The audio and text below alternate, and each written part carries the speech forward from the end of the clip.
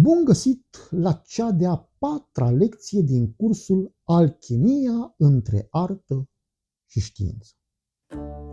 Dacă nu ai văzut lecțiile anterioare, ai mai jos linkul către ele sau urmărește ordinea podcastului pentru a avea o linie coerentă a cursului. În lecția de azi vom vorbi despre rolul și contribuțiile alchimiștilor în cadrul societății, atât în vremurile antice, cât și în Evul Mediu. În antichitate, alchimiștii erau adesea priviți ca niște oameni ciudați și excentrici, considerați de unii a fi înțelepți și magicieni, iar de către alții ca fiind oameni de știință și filozofi. Nu-i rău. Cei mai pragmatici ignorau alchimiștii considerând misticism și munca lor o pierdere de timp. Cei mai idealiști și vizionari respectau alchimiștii pentru cunoștințele lor despre natura materiei și despre procesele chimice. Vă este cunoscut? Și azi se întâmplă la fel în majoritatea domeniilor. Lumea este împărțită între admiratori și observatori, între critici și ignoranți. Și totuși, toți au un rol în societate. În ce privește munca alchimiștilor, aceștia au jucat un rol important în dezvoltarea societății antice, făcând o serie de descoperiri importante, cum am mai amintit și anterior, dar amintesc aceste lucruri aproape în fiecare lecție, pentru că cei care nu au văzut lecțiile anterioare să poată să prindă, să înțeleagă linia pe care mergem și, evident, cine dorește poate să vadă lecțiile anterioare. Deci spuneam că au făcut descoperiri în domeniul chimiei, medicinii, metalurgiei, erau adesea consultați de regi și de nobili pentru a le oferi sfaturi și pentru a ajuta să rezolve probleme. Aceștia erau oamenii de la curțile împăraților, erau înțelepți, erau cei care formau garda de sfătuitori din jurul regilor.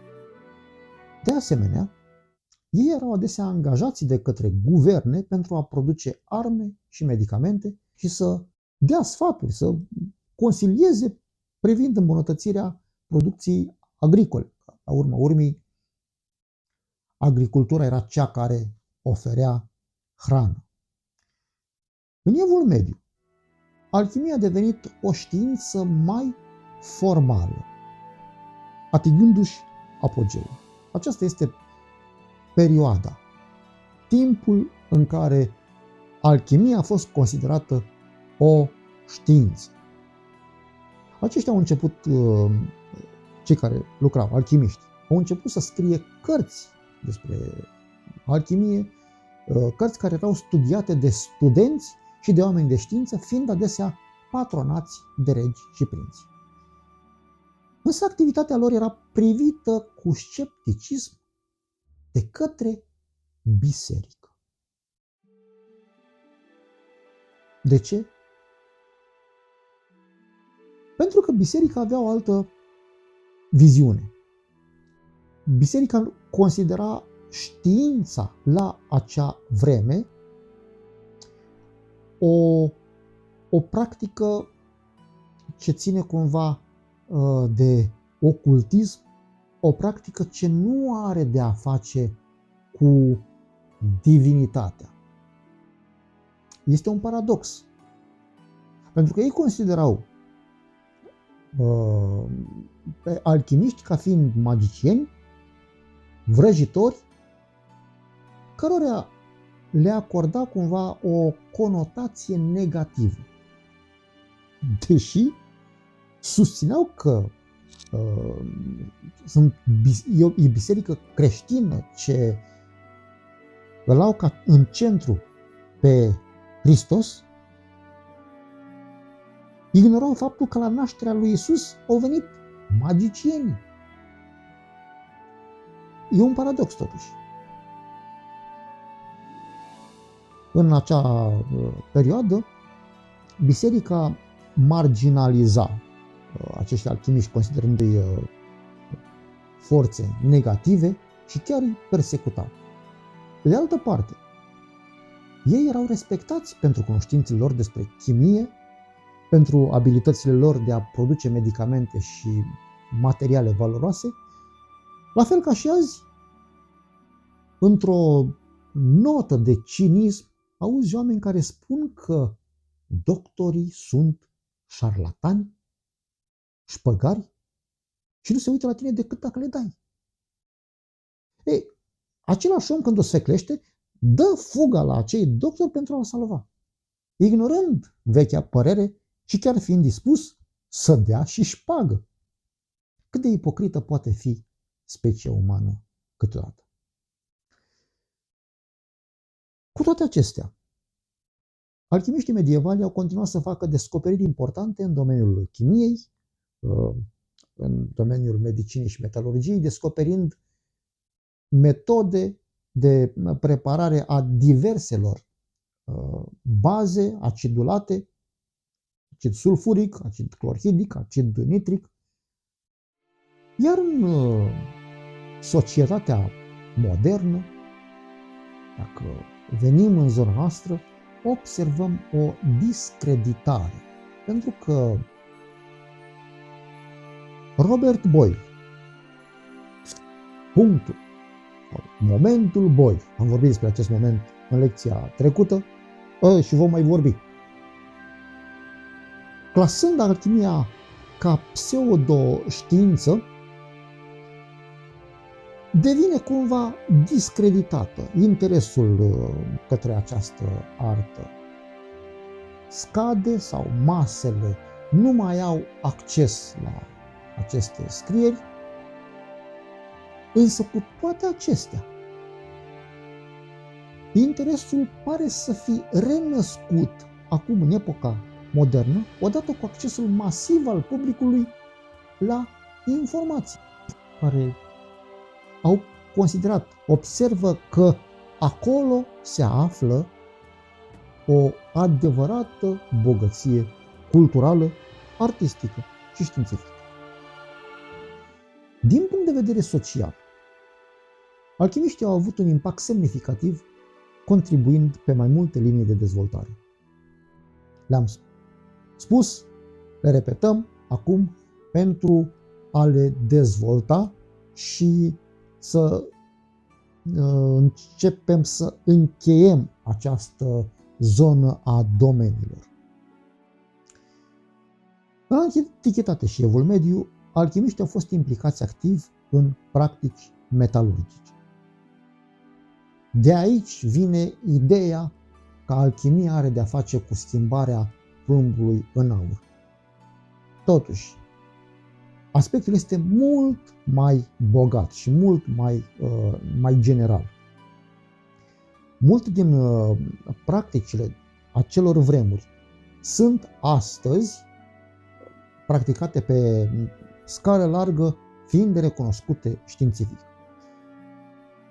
În acea vreme, în antichitate, alchimiștii au descoperit metode de purificare a metalelor, de preparare a aliajelor, de preparare a soluțiilor chimice, de preparare a medicamentelor. De altfel, contribuțiile lor la chimie au fost semnificative, dezvoltând tehnici de distilare, purificare, care au pus bazele pentru chimia modernă.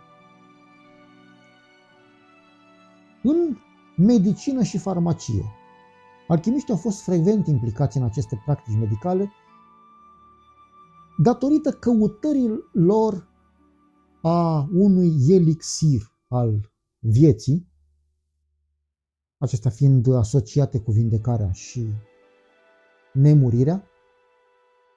Chiar dacă nu toți au ajuns la opera, opus magnum, la marea operă, au descoperit elemente prin extragere și purificarea substanțelor, au contribuit semnificativ asupra dezvoltării medicinii, descoperind noi elemente, noi reacții, descoperit o serie de plante medicinale, au dezvoltat metode de preparare a acestor plante pentru a trata diferite boli. De asemenea, tot ei au descoperit modul de preparare al parfumurilor și alte produse cosmetice. În această privință am inclus rețete mai ample propuse cumva spre experimentare în cursul Alchimia ca artă de data aceasta. Din punct de vedere al cercetării filozofice și spirituale, alchimiștii au folosit în multe cazuri filozofia, au fost filozofi, au folosit filozofia și căutarea spirituală în practicile lor, căutând transformarea metalelor să fie înțeleasă ca o metaforă pentru transformarea spirituală.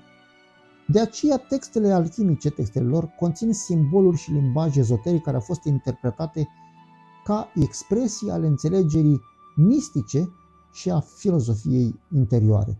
De aceea, textele au trecut de multe ori nebăgate în seamă din punct de vedere practic, considerându-le metafore, cumva se vorbește într-un limbaj spiritual, fiind mereu întrepătrunse activitatea, tehnica spirituală cu tehnica practică, fizică. Ei au fost de asemenea prezenți în curți regale și patronaj. Anumiți alchimiști au fost susținuți de regi care îi patronau în căutările lor. În timp, acești patroni au început să aprecieze și aspectele practice ale cercetărilor alchimice, cum ar fi descoperirile în domeniul sticlei, pentru că și aici tot ei au făcut descoperiri în obținere și prelucrarea sticlei. Iată câteva exemple de alchimiști patronați de regi. Albertus Magnus, cunoscut sub numele de Albert de Coligny sau Albert cel Mare. A fost un teolog, un filozof și alchimist german, consilier al regelui Rudolf I al Germaniei și ulterior a devenit episcop de Ratisbona. A fost un susținător alchimist al patronajului regal, căutând să combine cunoștințele alchimice cu teologia și filozofia. Nicolas Flamel a fost alchimist francez și scriitor, asociat cu mitul pietrei filozofale. Este menționat în unele surse că a avut patronajul regal al lui Carol al VI-lea al Franței. Despre acest Nicolas Flamel circulă multe mituri, cum că încă ar fi în viață. Michael Sedivogius, un alchimist și aliat al regelui Sigismund al III-lea al Poloniei, a beneficiat de sprijinul regal și a avut acces la resurse pentru a desfășura experimentele alchimice. John Dee este un matematician, astronom și alchimist englez, a fost consilier al reginei Elisabeta a Angliei, Elisabeta I. El a căutat finanțare pentru proiectele alchimice și era interesat de găsirea pietrei filozofale. Edward Kelly, un asociat cu John Dee, a fost de asemenea și el un alchimist și medium englez care a lucrat pentru împăratul Rudolf al II-lea al Sfântului Imperiu Roman. A beneficiat de patronajul regal pentru experimente alchimice și oculte și ajungem la Paracelsus, cunoscut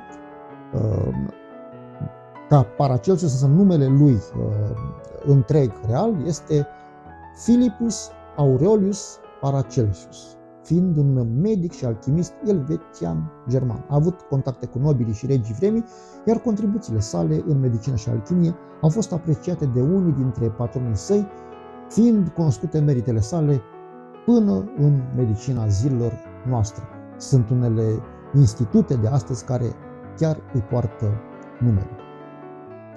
Și un ultim exemplu, Georgius Agricola a fost un alchimist și miner german considerat părintele geologiei.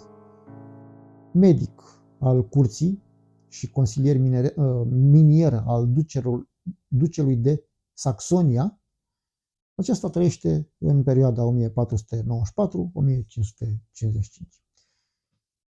Aceste câteva exemple ilustrează varietatea contextelor în care alchimiștii au avut acces la patronaj regal sau nobiliar, iar relațiile dintre alchimiști și regalitate au avut un impact semnificativ asupra societății în diferitele epoci. Un alt rol destul de important a fost transmiterea cunoștințelor. Ei nu au ținut descoperirile pentru ei. De aceea au jucat un rol semnificativ în transmiterea cunoștințelor în perioadele în care literatura științifică era foarte limitată. Multe idei și tehnici alchimice au fost preluate de chimia de astăzi, chimia modernă, făcând astfel alchimiștii precursori ai alchimiei moderne. Încă o contribuție a fost tradițiile ezoterice. În unele cazuri, ei au devenit membri ai unor societăți ezoterice, societăți secrete, fiindu-le asociată practica lor cu mistica și inițierea în înțelegerea secretelor Universului. Aceste cercuri ezoterice au propulsat semnificativ gândirea umanității la nivel global. Și un ultim rol, am putea numi, nu este ultimul, dar trebuie să terminăm, cu arta și cultura. Pentru că și în acest domeniu alchimiștii au jucat un rol important, influențând prin simbolistica lor arta și literatura. Aici găsim de multe ori folosite simboluri alchimice pentru a exprima idei spirituale în moduri artistice și poetice. În acest sens, cursul Alchimia ca artă abordează tehnici și simbolistică pentru a putea fi integrată în domeniile artistice, cum ar fi pictură, sculptură, arte vizuale, muzică, literatură.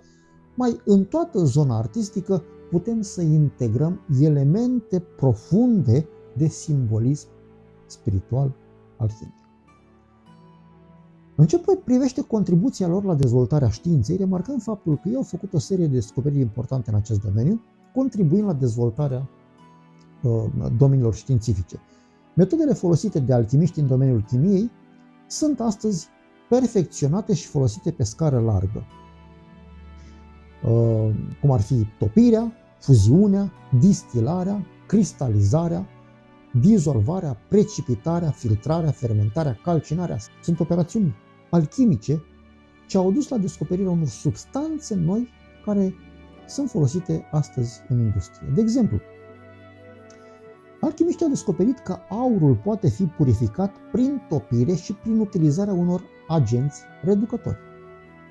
Chiar dacă nu au făcut transmutarea, au avut alte descoperiri care au rămas descoperiri științifice de bază până azi.